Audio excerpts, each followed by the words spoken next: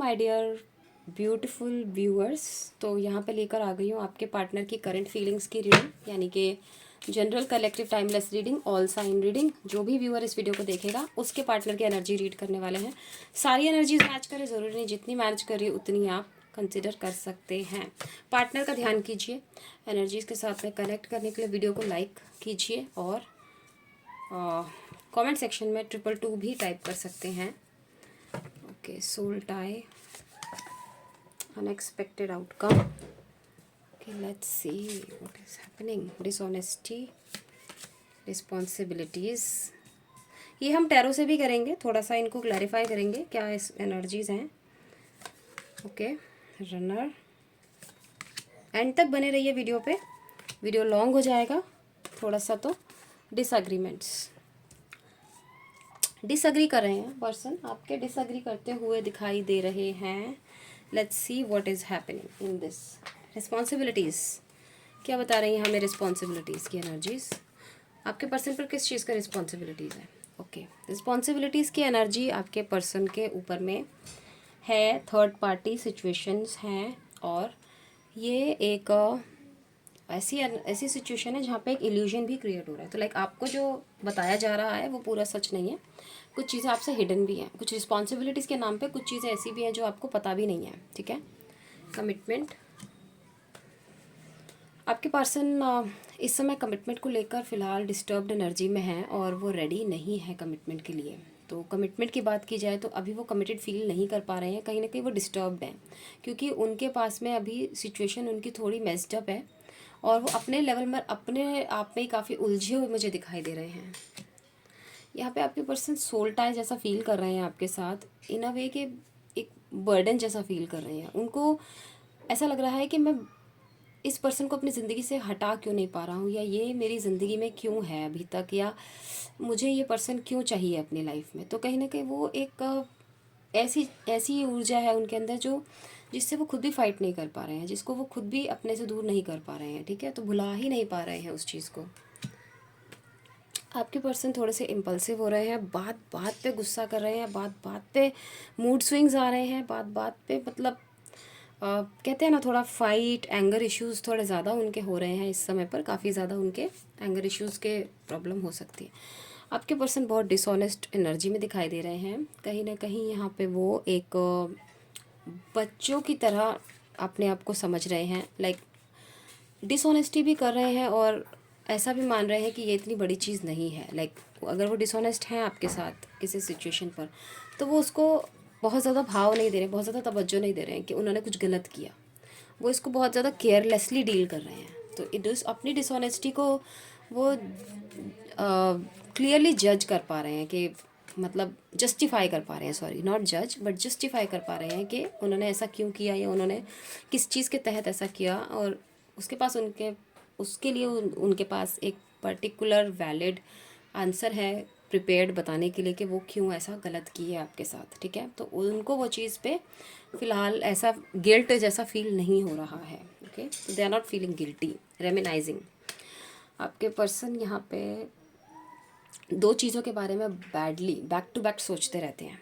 एक आपके साथ एक जो फिज़िकल इंटीमेसी उनकी है वो, जिससे वो बाहर नहीं आ पाते हैं, और एक आपके साथ जो एक टॉक्सिसिटी वो फील करते हैं। समहाउ उन्हें ऐसा लगता है कि आप एक टॉक्सिक पर्सन है, आप एक ऐसे पर्सन है जो over a period of time एक टॉक्सिक नेचर में बदल गए।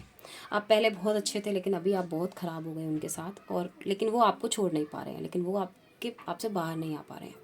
तो एक ऐसी सिचुएशन उनके लिए क्रिएट हो चुकी है जहाँ पे वो चाहते तो हैं कि बाहर आ जाएं, लेकिन आ नहीं पा रहे हैं बाहर। अनसेटिस्फाइड।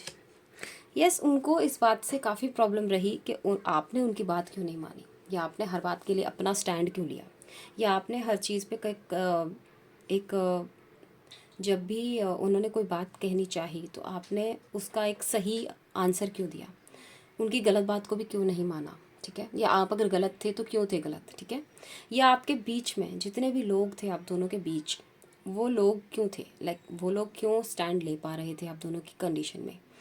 तो थर्ड पार्टी भी हो सकती है ये कोई, जो आपके बीच में इंटरफेयर करती रही। लाइक आपके केस में कोई ऐसा पर्सन जो बिना बात के आप दोनों के रिलेशनशिप में एंटर हुआ और उसने आपका रिलेशनशिप ख़राब किया। तो यस, इस बात का उनको बहुत डिससेटिस्फैक्शन है। रनर। यस, आपके पर्सन आपके साथ बहुत ब्रूटल हुए, बहुत ज़्यादा वॉक अवे कर गए सिचुएशन से, साइलेंट ट्रीटमेंट दिया, कहीं कहीं आपको डिच भी किया, आपको डिसीट भी किया, आपके साथ धोखा किया। अपने सेल्फिश नेचर की वजह से आपके साथ उन्होंने आपको कुछ गलत बातें भी कही, आपके साथ कुछ गलत हरकतें भी करी, कुछ ऐसी चीज़ें करी जो कि उनके व्यक्तित्व को कई बार बहुत ज़्यादा नीचे गिरा देती हैं। उस तरीके से काफ़ी हार्श ट्रीटमेंट उन्होंने आपको दिया, बहुत ज़्यादा। एक जो प्यार था आप दोनों के बीच का, उसको बिल्कुल टोटली भूल करके उन्होंने एक ऐसा रिस्पॉन्स दिया आपको जो कि आपको वो नहीं देना चाहिए था। तो यस, उस चीज़ का भी है उनको, उस चीज़ को भी वो कहीं ना कहीं करा उन्होंने। तो ये उनकी ये चीज़ उनके, इस चीज़ से वो भाग रहे थे बेसिकली, इस चीज़ से वो दूर भाग रहे थे, क्योंकि वो ऐसा कर रहे थे, ऐसा वो कर ना दें, इसीलिए वो आपसे थोड़ा दूरी बनाए हुए दिखाई दे रहे हैं। स्पेस, यहाँ पे आपके पर्सन बहुत ज़्यादा कंफ्यूज्ड हैं और वो ऐसा मानते हैं कि अभी इस रिश्ते में एक स्पेस आनी बहुत ज़रूरी है। ये वक्त सही नहीं है, चीज़ें अभी न जीत रही हैं ना हार रही हैं, ना आपकी जीत हो रही है ना उनकी जीत हो रही है, ना आपकी हार है ना उनकी हार है। दोनों में से कोई भी पार्टी विन नहीं कर रही है। एक टाई हो गया है, एक सिचुएशन में डिसबैलेंस हो गया है और कहीं ना कहीं चीज़ें जो हैं वो बिल्कुल वर्स सिनेरियो पे हैं। तो उनको अभी फ़िलहाल इस चीज़ से स्पेस चाहिए, एक ब्रेक चाहिए, ठीक है। रेसिप्रोकिटी, यस, आपके पर्सन भी रेसिप्रोकिटी चाहते हैं। आपके पर्सन भी कहीं ना कहीं इस बात से एग्री करते हैं कि एक क्लैरिटी होनी बहुत ज़रूरी है, एक दोनों के बीच में गिव एंड टेक इक्वल होना बहुत ज़रूरी है। एंड यस, वो इस चीज़ को बिल्कुल क्लियर रखे हुए हैं अपने माइंड में कि ये बैलेंस दोनों के रिलेशनशिप के लिए बहुत ज़रूरी है, ठीक है, आगे बढ़ाने के लिए। तो स्ट्रेटजी वाइज एक गिव एंड टेक का बैलेंस वो बहुत क्लियरली समझते हैं और वो इस चीज़ को बिल्कुल भी लेकिन प्रैक्टिकली एक्शन में नहीं ला पा रहे हैं because of the situation, because of the circumstances. Disagreements, 5 of cups, disagreements से बहुत ज़्यादा गिल्ट फील कर रहे हैं आपके पर्सन।